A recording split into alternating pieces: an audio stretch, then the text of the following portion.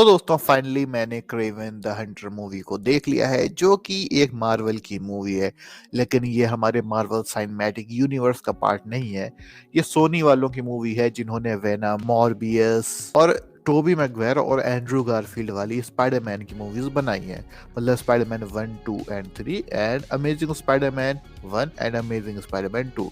अगर मैं सच बोलूं तो इससे मुझे कुछ खास उम्मीदें नहीं थी इस मूवी से, क्योंकि क्रेवन मुझे कॉमिक्स में या फिर रियलिटी में भी, मतलब जो मैंने इसके एनिमेटेड शोज देखे उसमें भी मुझे उतना अच्छा नहीं लगा था।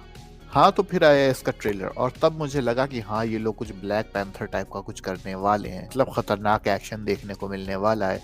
और इसलिए और ज्यादा हाइप बन गई कि मूवी के अंदर राइनो भी आने वाला था। तो ये सब चीज़ें देख के मुझे बहुत ही ज़्यादा इंटरेस्ट होने लगा था और मुझे लगा था कि जी हो सकता है क्रेवन द हंटर 2 आए, वरना सिनिस्टर 6 आए और राइनो की भी सेपरेट मूवी बनाई जा सकती है। मैं बहुत ही ज़्यादा खुश था और एक्साइटेड था इस मूवी को लेके, लेकिन सिर्फ तब तक जब तक कि मैंने इस मूवी को नहीं देखा था। इस मूवी को देखने के बाद मैं सीधे घर आया और घर आके बैठा और अजीब सी फील आ रही थी। मतलब इतना खतरनाक तरह का डिसअपॉइंटमेंट मुझे आज तक महसूस नहीं हुआ। मुझे ऐसा लगता है, ऐसा होता है कि दो तरह की मूवीज होती हैं। एक वो मूवीज जिससे आपको कोई उम्मीद ही नहीं होती, तो वो मूवीज अगर बेकार निकल जाएं तो आपको कोई फर्क नहीं पड़ता। लेकिन ऐसी मूवीज जिसमें आपको लगता है कि हाँ, इसमें कुछ अच्छी चीजें हो सकती हैं, मूवी कमाल की हो सकती है, और खास करके जिसमें एक सीरीज बननी हो कि ये स्पाइडरमैन सीरीज को कंटिन्यू करने वाली है, तो इसका एक पार्ट होना, जैसे एमसीयू की कोई भी मूवी हो, तो वो भी बहुत ज्यादा अहमियत देती है।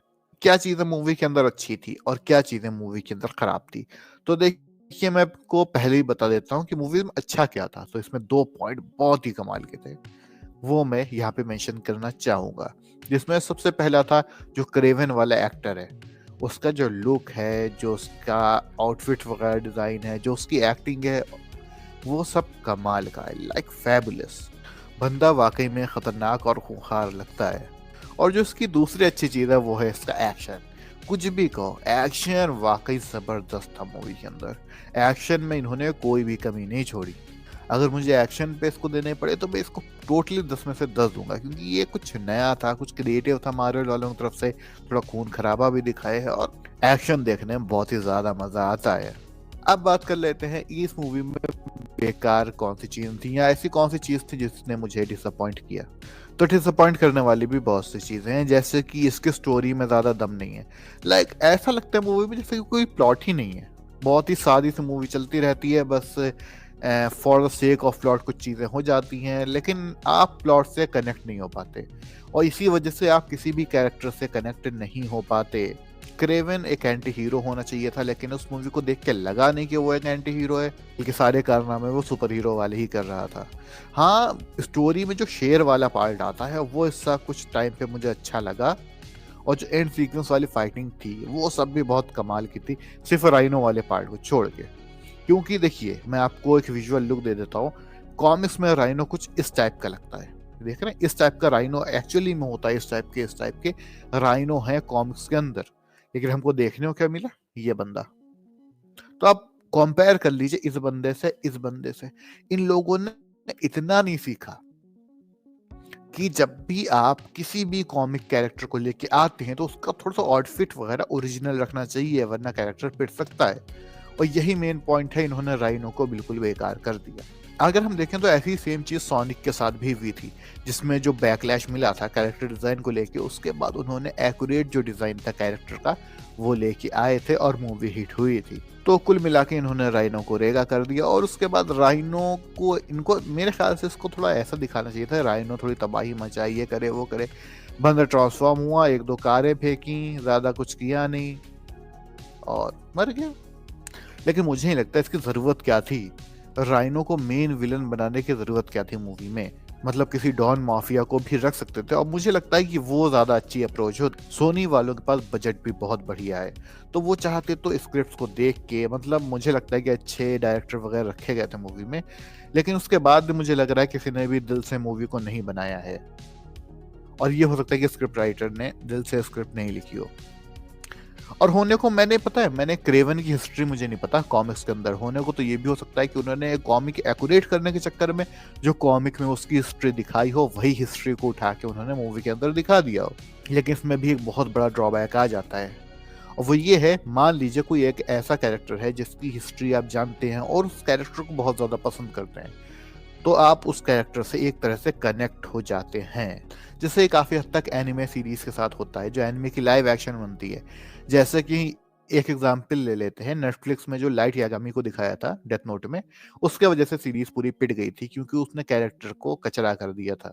लेकिन ऐसे भी कैरेक्टर होते हैं जिनके बारे में किसी को कुछ नहीं पता होता, क्योंकि इसलिए नहीं पता होता कि वो उनका जो बैकग्राउंड होता है वो यूजुअली साइड कैरेक्टर होते हैं, जैसे कि क्रेवन, इनके बैकग्राउंड पे कुछ खास ध्यान नहीं दिया था कॉमिक्स वॉमिक्स के अंदर। तो ये भी हो सकता है कि उन्होंने जल्दबाजी में हाँ भैया एक विलन को इंट्रोड्यूस किया है तो उसका ऐसे ही रद्दी सा बैकग्राउंड लिख के और कैरेक्टर को पेश कर दिया। अब अगर आप बिना चेंज किए सेम वही बैकग्राउंड लेके आओगे तो जाहिर सी बात है, अगर लोगों ने उस चीज़ को कॉमिक्स में पसंद नहीं किया है तो रियल लाइफ मतलब लाइव एक्शन में भी पसंद नहीं करेंगे। मुझे समझ भी नहीं आता सोनी वालों को हुआ क्या है। इन्होंने स्पाइडरमैन 1, 2, 3 एंड अमेजिंग स्पाइडरमैन के दोनों पार्ट कितने अच्छे दिए थे, यहाँ तक कि जो वैनम की मूवीज हैं वो भी काफ़ी डिसेंट हैं। और मैं क्या बोलूँ, आदमी होता है अपनी गलतियों से सीखता है और धीरे धीरे करके बेटर करने की कोशिश करता है, लेकिन ये क्या कर रहे हैं। वेनम से बेकार थी मॉर्बियस, और मॉर्बियस से भी बेकार ये वाली मूवी है। मैडम वेब का मैं नहीं कह सकता क्योंकि मैंने वो वाली मूवी अभी तक नहीं देखी है, वरना मैं उसको भी इस वाली से कंपेयर कर देता। तो कुल मिला के क्रेवन द हंटर मूवी है, डिसअपॉइंटिंग तो बहुत है, लेकिन अगर आप देखना चाहें तो आप देख सकते हैं। चाहे तो थिएटर्स में देख लीजिए, वरना OTT पे रिलीज होने का इंतजार कीजिए, उसमें भी आप अच्छे से देख सकते हैं चीज को। और कुल मिला के मूवी में कोई भी एंड क्रेडिट या पोस्ट क्रेडिट सीन नहीं है। एक आध कैमिलियन वगैरह और भी कैरेक्टर दिखाए गए हैं जो कि काफी नाइस है, लेकिन कनेक्शन फील नहीं होता। क्रेवन से कनेक्शन फील होता है, उसका जो भाई उससे भी थोड़ा बहुत फील होता है, लेकिन इसके अलावा कोई भी ऐसा कैरेक्टर नहीं है उस शेयर को छोड़ के जिससे आपको कनेक्टिंग फील होगी, लाइक किसी भी कैरेक्टर से नहीं। कुल मिला के 10 में से मैं इस मूवी को देना चाहूंगा पूरे 3। चलिए इतना नीचे नहीं जाते हैं क्योंकि मूवी में एक्शन बढ़िया था और हीरो जो है उसका क्रेवन, उसकी एक्टिंग भी काफी अच्छी थी, तो मैं 5 स्टार में से इसको सिर्फ 2 स्टार देना चाहूंगा। वैसे हर किसी की अपनी पसंद होती है, तो आप इस मूवी को जाके एक बार ज़रूर देखिए। और सबसे इम्पोर्टेंट बात है जिसको मैं किसी और वीडियो में कवर करूंगा कि इन्होंने इस मूवी की बेस पे इन्होंने ये डिसाइड कर लिया कि हमें मार्वल की और मूवीज आगे नहीं बनानी, मतलब स्पाइडर जो वर्स ये ला रहे थे उसमें अब ये कोई मूवी नहीं लाने वाले साइड कैरेक्टर्स की। मतलब कोई मॉर्बियस 2 नहीं देखने को मिलेगी हमको, क्रेवन 2 नहीं देखने को मिलेगी हमको, मतलब सीक्वल लाओ, जो गलतियां की हैं उसको सुधारो। मार्वल मूवीज चल सकती हैं, ऐसा नहीं कि मार्वल मूवीज नहीं चलेंगी, मार्वल मूवीज अच्छा जरिया हो सकती हैं पैसा छापने का, लेकिन पैसा छापने के लिए जो नेसेसरी स्टेप्स लेने हैं वो लेना सीखो। खैर वीडियो बहुत लंबी हो रही है, मिलते हैं अगली वीडियो में। Thanks for watching, have a wonderful day.